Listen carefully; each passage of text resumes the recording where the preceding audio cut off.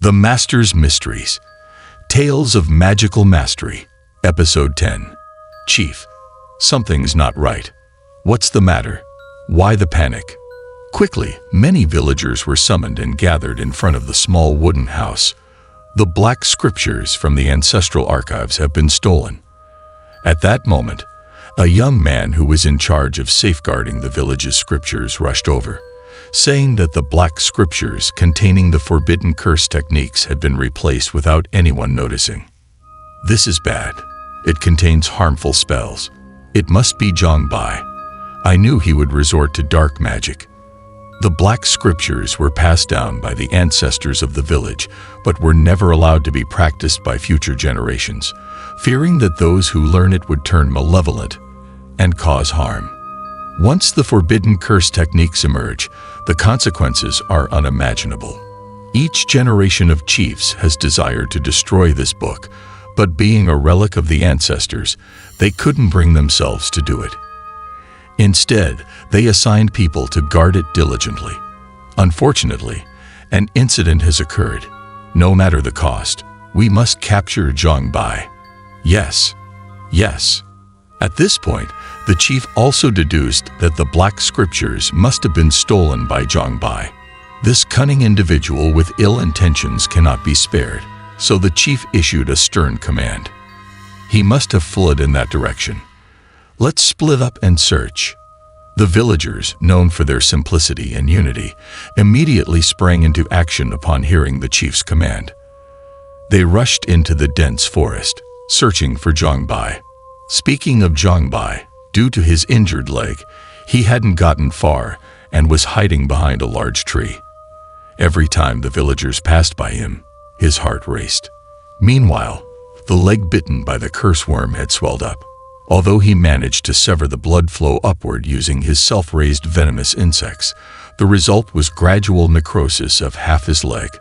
Let's search over there. But at that moment, several villagers approached with torches, getting closer to his hiding spot. Zhongbai endured the pain, trying not to make a sound, but an insect on the tree trunk chirped loudly. The spirit worms are calling from over there. He's hiding over there. How could Zhongbai not know that those were the village-raised insects, specialized in locating people and raising the alarm? He sighed inwardly, realizing that he couldn't escape the pursuit of his fellow villagers within these mountains. Chase him. It's Zhongbai. Knowing he couldn't surrender without a fight, Zhongbai gritted his teeth, enduring the pain in his leg, and hobbled away. He disappeared into the forest, fleeing forward. However, within these mountains, where could he possibly run? Zhongbai was chased by the relentless villagers until he reached the edge of a cliff. Due to inertia, Zhongbai's foot stepped on the edge of the cliff, causing loose stones to slide down. Startled, Zhongbai quickly halted his steps. He realized he had reached the cliff of despair and had truly reached a dead end. But it was too late to turn back now. The villagers were catching up from behind. There he is. He can't escape now. Soon, the villagers formed an encircling circle, trapping Zhongbai at the edge of the cliff. Hand over the black scriptures, and I'll spare your life. In a short while, the chief arrived as well. For Zhongbai, the chief's concern was more about the black scriptures than his life. It was something that couldn't tolerate any slip-ups. Spare me. Do you think I can survive in this village? Upon hearing the chief's words, Zhongbai glanced at the abyss behind him, and then burst into a cold laughter. Considering he was already unwelcome in the village and had committed such acts, how could he continue living there? Even if I die, I won't let you all off the hook. He didn't believe he was wrong, but instead placed all his resentment onto the villagers. He felt that every single one of them had let him down. I won't spare any of you. Each and every one of you. One must admit, Zhongbai was quite decisive. After cursing fiercely, he suddenly leaned backward and plunged off the cliff.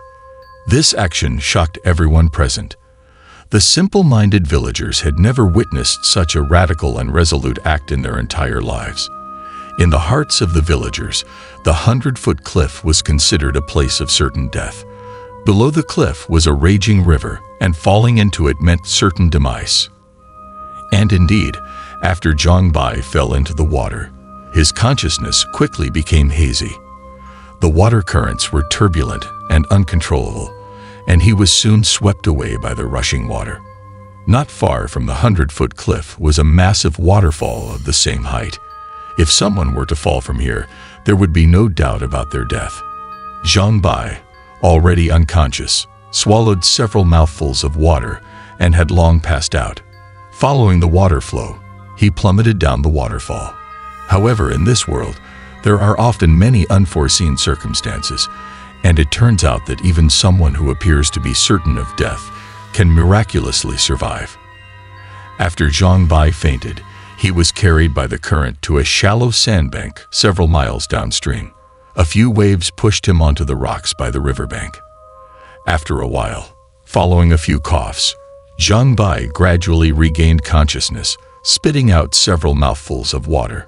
He was still groggy but awake. Zhang Bai couldn't believe that he had actually survived. However, he felt no sense of relief at this moment. He had lost all feeling in his right leg, and he knew he had become crippled. Using a branch he picked up, Zhang Bai propped himself up and stumbled away from the riverbank. By now, his right leg had completely necrotized, emitting a strong stench of decay. "This beggar stinks. Can't even let us eat in peace." But he didn't care about such remarks at this moment. His eyes were fixed on the steamed buns in front of him. Zhang Bai couldn't remember how long it had been since he had eaten anything.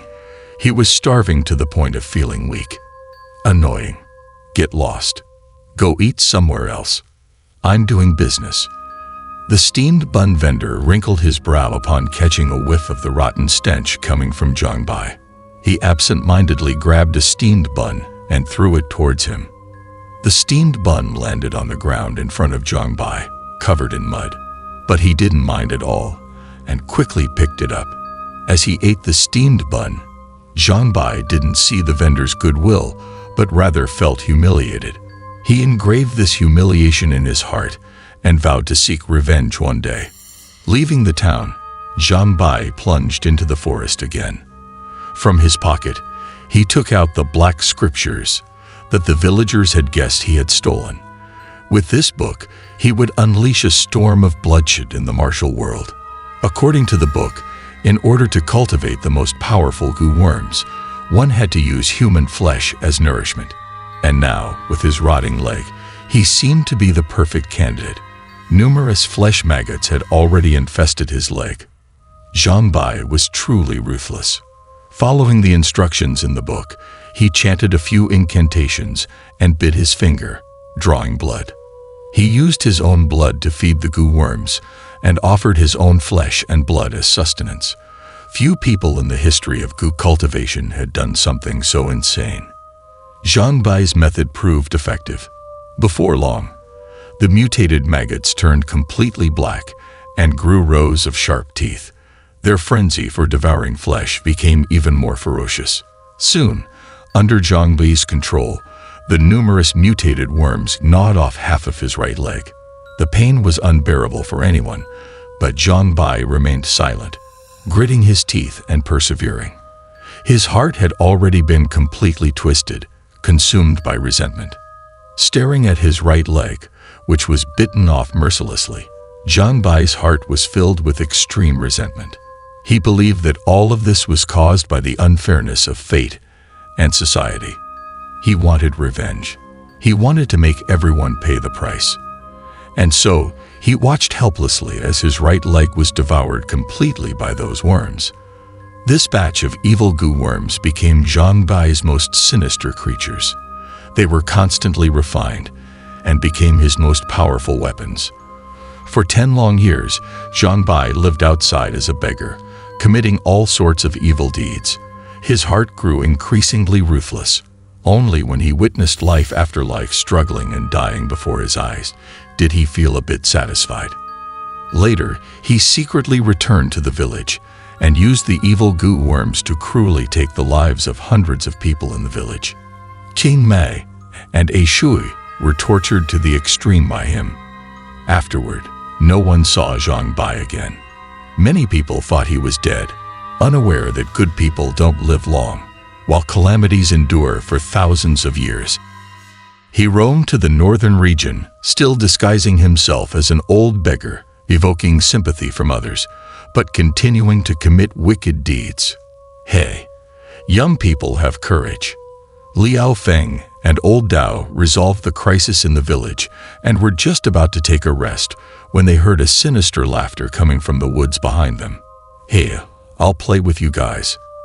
Everyone turned around to see a ragged old beggar with disheveled hair emerging from the woods. I wonder what skills this handsome young man possesses. I really dislike you. With a fierce and wicked smile on his face, the old beggar appeared boldly in front of everyone, completely disregarding the hundreds of people present. Your good-looking skin will be eaten by my worms. At that moment, he extended his hands, and numerous small dark shadows crawled out from all over his body. Taoist, it seems this person is the one causing trouble behind the scenes. When everyone saw what was crawling on his body, their bodies involuntarily trembled, and their scalps went numb. Here, they saw many terrifying goo worms slowly crawling out, the kind that controlled the minds of people like Nu Sanjin and others. None of you can escape. In the blink of an eye, the old beggar's body was covered in goo worms of various sizes, and he sinisterly locked onto everyone's gaze. Faced with such eerie and terrifying attacks, everyone's hearts couldn't help but be on guard.